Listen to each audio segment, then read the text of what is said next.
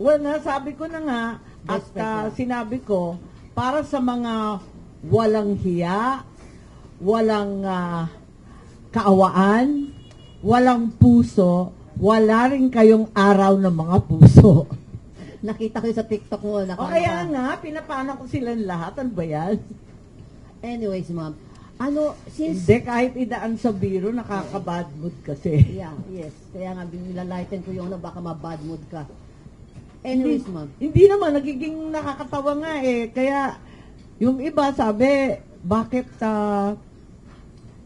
yung pirma parang hindi masyadong kinontempt o pinarusahan o inaway.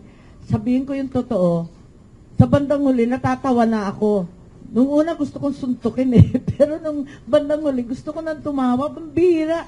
Hindi pala totoo yung pirma. Mula pa ng 2004, hindi na siya korporasyon at hindi na rehistrado sa SEC. Okay. Ano yun? Multo? Yeah. Multo pala ang nagpasimuno nito. Based on their own testimony yesterday. Based on their own testimony, it was very, very clear from the SEC that they no longer exist. As of 2004, for failure of submission of repertorial requirements, the SEC canceled the registration.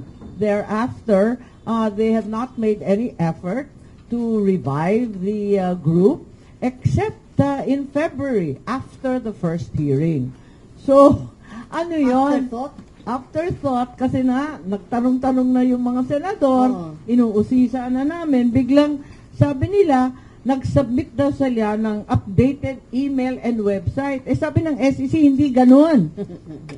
Hindi ganon. Mag-petition muna kayo to lift the revocation. Ay, nako, nag-argumento pa sila. Parang naman hindi alam ng SEC yung trabaho nila. So, nagtataka ako, it's clear that this entire operation was not undertaken by PIRMA. And they were a mere afterthought, a Johnny-come-lately, in order to put a face to the effort.